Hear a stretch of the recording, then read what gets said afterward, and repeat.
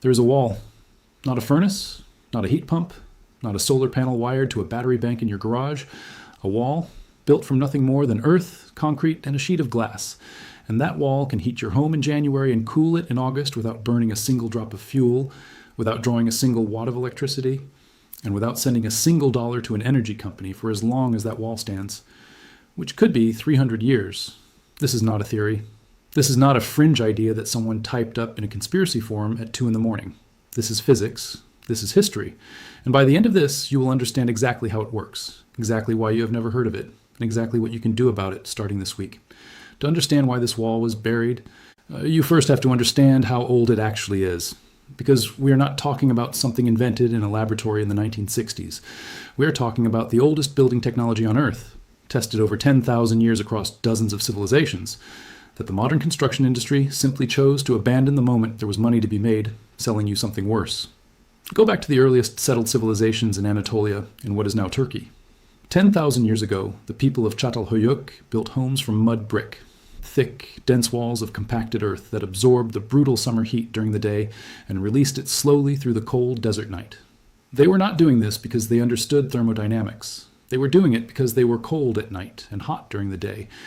And they discovered through generations of trial and error that thick walls of earth solved both problems at once. The same principle appeared in the cliff dwellings of the ancient Pueblo peoples in the American Southwest.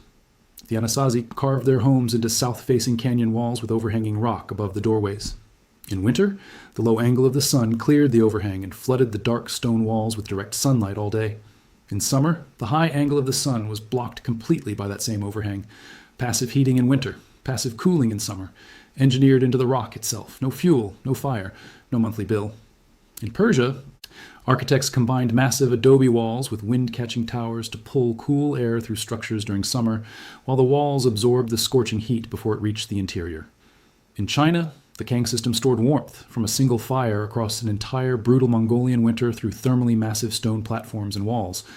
The Romans understood it too. Architects in the 1st century designed their villas with thick south-facing walls painted dark to maximize solar absorption. The stone stored heat all day. After sunset, the wall radiated that warmth into the interior for hours.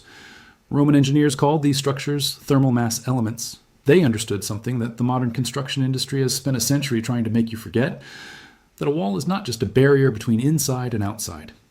It is a battery, charging all day, discharging all night. For 10,000 years, every major civilization on Earth built with this principle at the center of their architecture. And then the 20th century arrived, and with it, electricity. And with electricity came machines, and with machines came something far more valuable to certain people than a warm house, a monthly bill. Now fast forward to 1967. We are in the Pyrenees Mountains of France. A brilliant engineer named Felix Trombe is standing in front of a solar research station, staring at a south-facing concrete wall and asking himself a question that would eventually threaten a multi-hundred-billion-dollar industry. The question was simple. Why are we burning finite, our dirty fuel to heat buildings when the sun delivers more energy to the earth in 1 hour than all of humanity uses in an entire year? Trombe looked at what the ancient Romans had built and recognized that they had the right instinct but one critical flaw. A plain stone wall loses roughly half of its captured heat back to the outside air before it ever reaches the interior. The wall needed to be protected. So Trombe partnered with an architect named Jacques Michel, and together they designed what became the most elegant low-technology heating system ever conceived. They took a south-facing wall made of 12-inch thick, high-density concrete. They painted it matte black. And then they did the one thing no civilization before them had ever thought to do. They placed a sheet of high-strength glass exactly 4 inches in front of that wall, creating a sealed air gap between the glass and the dark concrete surface. Then they cut 2 sets of vents through the concrete, one set at the very top of the wall, one set at the very bottom. That was the entire system. No moving parts, no wiring, no circuit boards, no filters, no technician required, no subscription. Here's what happens inside that wall when the sun rises. The sunlight passes straight through the glass and strikes the matte black concrete surface. Because of the greenhouse effect operating in its purest form, the solar energy is trapped inside that narrow 4-inch gap. On a clear winter day, even when outside temperatures are below freezing, the air inside that gap can reach over 60 degrees Celsius within minutes. Basic physics then takes over. As the air in the gap heats up, it becomes less dense and rises. It pours through the top vents into the living room like an invisible river of warmth. To replace that rising air, cool air from the floor of the room is drawn into the bottom vents of the wall. This creates what engineers call a passive convection loop. As long as the sun is shining, your home is being continuously flushed of cold air and filled with warm air, completely free of charge.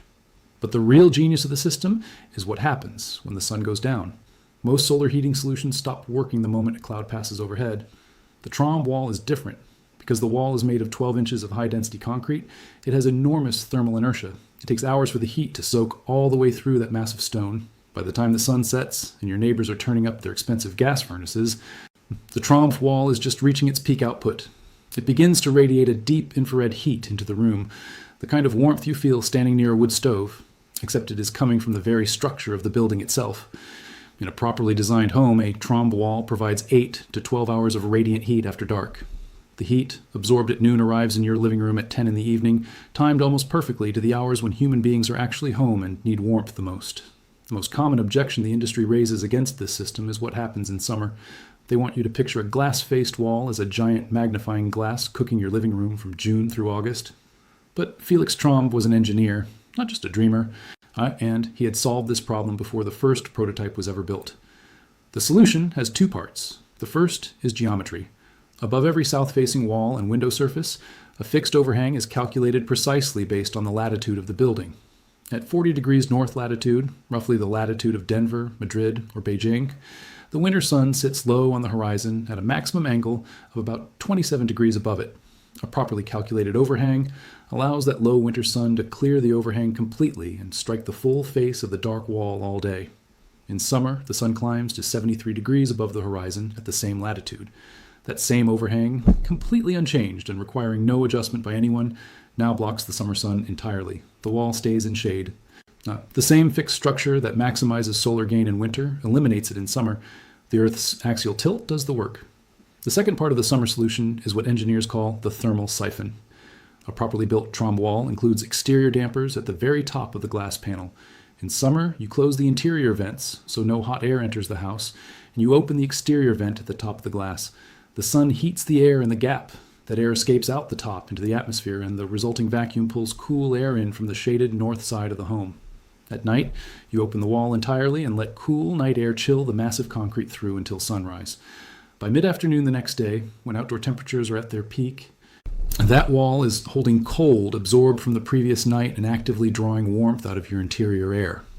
Researchers at the Indian Institute of Technology tested this configuration and measured interior temperature reductions of 6 to 8 degrees Celsius compared to outside peak temperatures, with no mechanical cooling whatsoever. No compressor, no refrigerant, no $400 monthly electricity bill. Now let us talk about what the research actually found, because this is not folklore and it is not fringe theory. This is peer-reviewed, government-funded, independently validated science that was published, circulated, and then quietly removed from mainstream architectural education. During the oil crisis of the 1970s, the United States government did something it has not done since. It funded serious large-scale research into passive building systems, technologies that could reduce American dependence on imported oil without requiring ongoing infrastructure or energy consumption. The results were not marginal. They were extraordinary. Researchers at Los Alamos National Laboratory, the same facility that developed the first nuclear weapons, not a place known for tolerating sloppy science, built and tested dozens of passive solar thermal mass structures in New Mexico. Their findings showed that a properly designed thermal mass home in a sunny climate could reduce heating energy consumption by 40 to 70% compared to a conventional insulated frame home. Not a pilot study, not a rounding error, documented repeatable results from one of the most rigorous scientific institutions in the world. The National Renewable Energy Laboratory published a follow-up analysis of passive solar thermal mass homes across the American Southwest. Their data confirmed that in climates with reliable winter sun, New Mexico, Arizona, Colorado, Nevada, California, passive thermal mass walls alone could eliminate the majority of a home's heating requirement. Not supplement it, eliminate the majority of it. A team at the Indian Institute of Technology, Roorkee, tested thick earthen wall systems in northern India and recorded interior temperature reductions of 8 to 12 degrees during peak summer compared to conventional construction, without any mechanical cooling. A 2019 study published in the journal Energy and Buildings examined 15 passive thermal mass homes built in southern Spain between 2005 and 2015. The average annual heating and cooling energy cost across all 15 homes was €91, not per month, per year, compared to the regional average of over €1,200 annually for conventionally built homes of comparable size, €91 a year for a wall made of earth and glass. So if the government's own scientists proved this worked, if the data from independent universities on 3 continents confirmed it, if thousands of homes were already living proof of it, why don't you see a Trombe wall or a thermal mass passive solar system on every new home built today? Why did the architecture textbooks go silent? Why can a student graduate from a fully accredited architecture program without ever hearing the words thermal mass used in a functional design context? To answer that question honestly, you have to look at one number. The global heating, ventilation, and air conditioning industry generates over $300 billion in annual revenue. Every single dollar of that revenue depends on one thing: your inability to heat and cool your own home without their machines. Every furnace sold, every air conditioning unit installed, every filter replacement, refrigerant recharge, thermostat upgrade, compressor repair, and annual service agreement signed requires you to have a home that cannot regulate its own temperature without help. A thermal mass wall system does not generate a single dollar of that revenue. Ever, you cannot meter sunlight. You cannot charge a monthly fee for the thermal capacity of rammed earth. You cannot sell a service contract on an overhang. Oh, you cannot schedule an annual inspection on a wall that has no moving parts, no electrical connections, no refrigerants, no filters, and no components that wear out. You build it once, it works. It keeps working. It works when the power goes out. It works when fuel prices double. It works during a blizzard, and it works during a heat wave, and it works the same way 100 years from now as it does the day the last course of Earth is tamped into place. That is not competition for the HVAC industry. That is annihilation of their business model. When oil prices collapsed in the mid-1980s, the political urgency around energy independence evaporated almost overnight.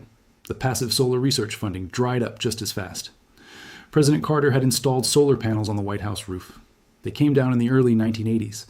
Research programs at universities were quietly defunded, and the dedicated passive solar architecture programs that had been growing through the 70s were folded back into general curricula or eliminated entirely.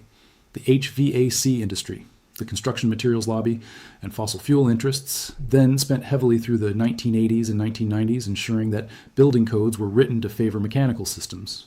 Passive solar design was classified as supplemental at best, non-compliant in some jurisdictions at worst. Banks began refusing mortgages on passive solar homes, labeling them experimental. By making the free option an additional cost on top of the system they wanted to sell you, they killed the financial incentive for the average homeowner overnight. Felix Trombe died in 1985. Watching the movement he helped create be systematically dismantled around him. His wall, the elegant engine, as colleagues called it, was erased from the architectural vocabulary of an entire profession.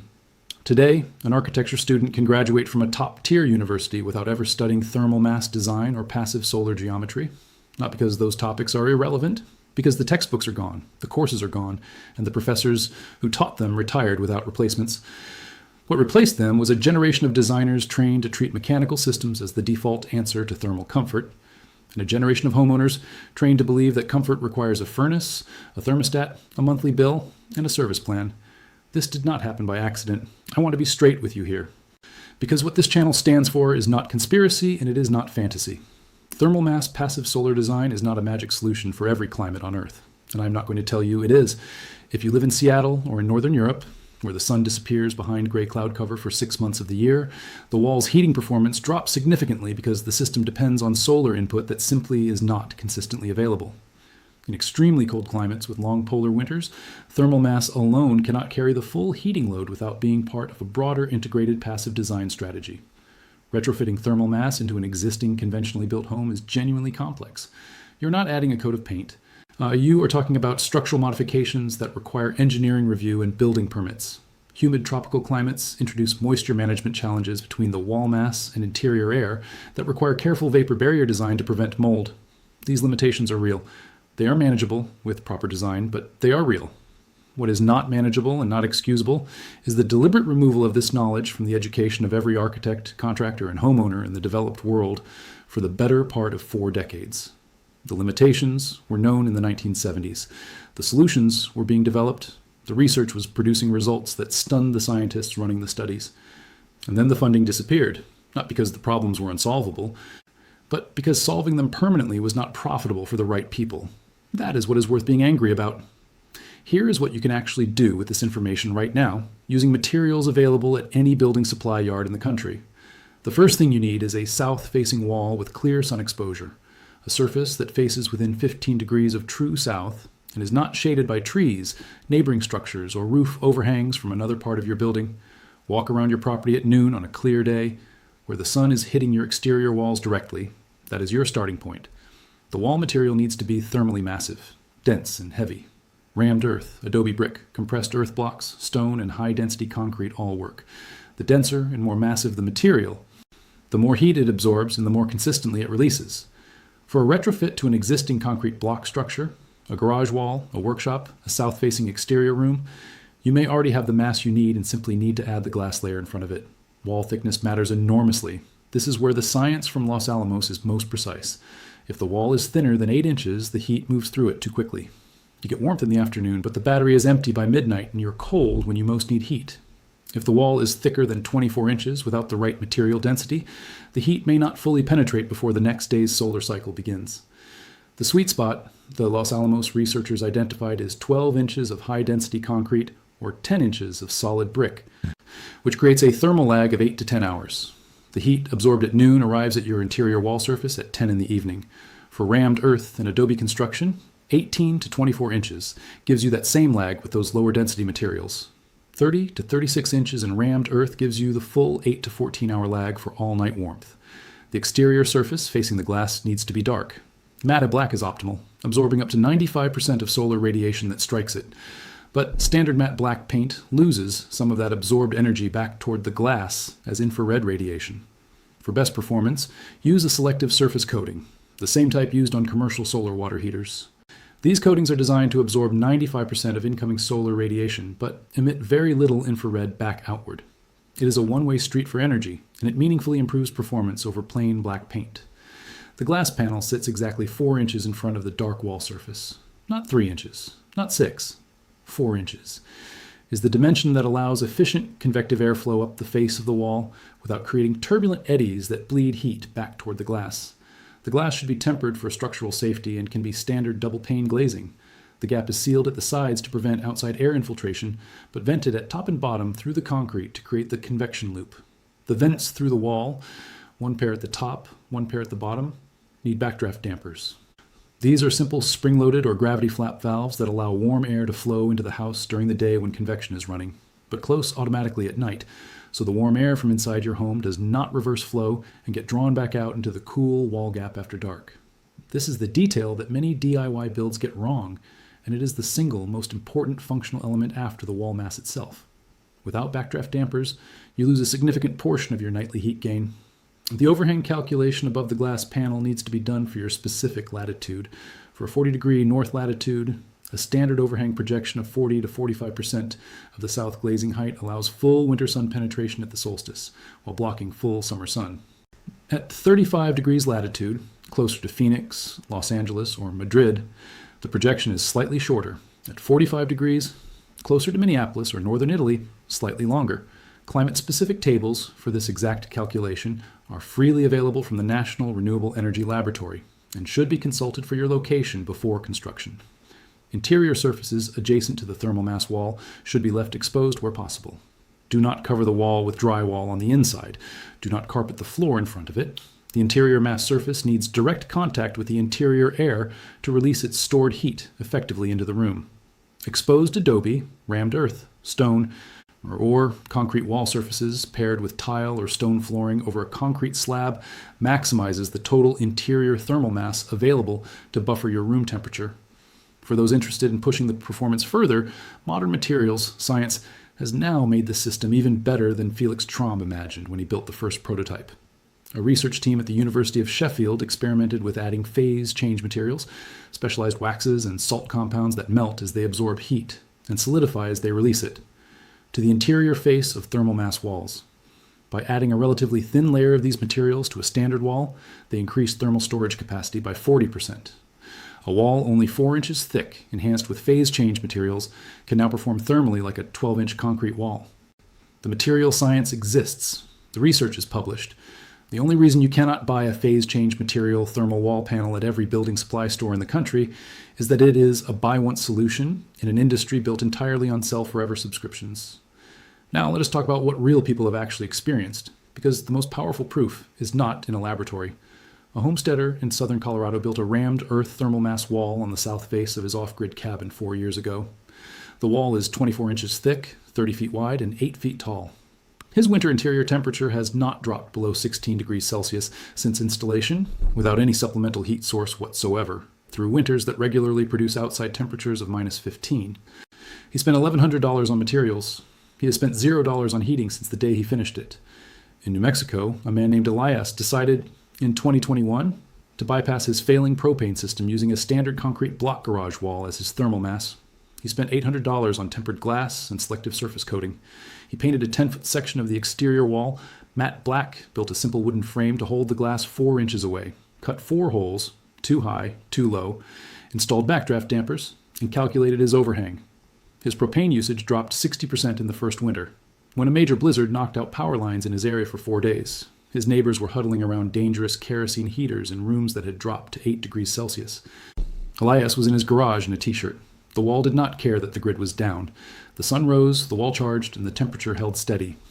A family in rural Portugal converted an old stone farmhouse in 2017 by exposing and extending the existing south-facing stone walls, adding properly calculated overhangs, and removing the forced air heating system entirely. Their annual energy bill for a 4-bedroom home went from 1,400 euros to just over 100. The Portuguese government energy efficiency auditor who assessed the home after the renovation said it was the best thermal performance per euro spent he had measured in 30 years of professional assessments. These are not experiments. These are homes. People are living in them right now, warm in January, cool in August, paying almost nothing, using a principle that human beings figured out 10,000 years before the first gas main was ever laid. The industry made a calculation when they redirected the research funding and rewrote the building codes. They calculated that if the alternative to their machines was invisible enough, if the education was absent, if the contractors were untrained, if the building codes were written against it, if the concept simply never appeared in the awareness of the average homeowner, then the average homeowner would never think to ask the question. They would never ask why their home costs $300 a month to heat and cool. They would never ask why every structure built in the 20th century assumed that human comfort required a subscription. They would never ask what people knew for 10,000 years before the gas meter arrived. That calculation worked for 40 years, and it is still working on most people today. But concrete does not forget. Earth does not forget. The sun does not care about quarterly earnings reports or the stock price of a utility conglomerate. The knowledge did not die. It is sitting in the rammed earth walls of tens of thousands of homes still standing, still warm in January, still cool in August. It is in the research papers published by Los Alamos and the National Renewable Energy Laboratory that nobody removed from the academic record. They just stopped assigning them. It is in the cliff dwellings of the Anasazi, still perfectly oriented toward the winter sun after 1,000 years, also in canyons that nobody has heated or cooled since the last resident walked out, and now it is here in your hands. The practical test is simple. Walk around your property tomorrow at noon. Find the south-facing wall with the most unobstructed sun. That wall is already a battery. It just needs glass in front of it, mass behind it, vents through it, dampers in those vents, and an overhang above it calculated for your latitude. The material cost for a basic retrofit on an existing masonry wall runs between $800 and $2,000. A new central HVAC system runs between $8,000 and $18,000 for equipment and installation alone, plus ongoing fuel costs, maintenance contracts, and component replacement every 10 to 15 years.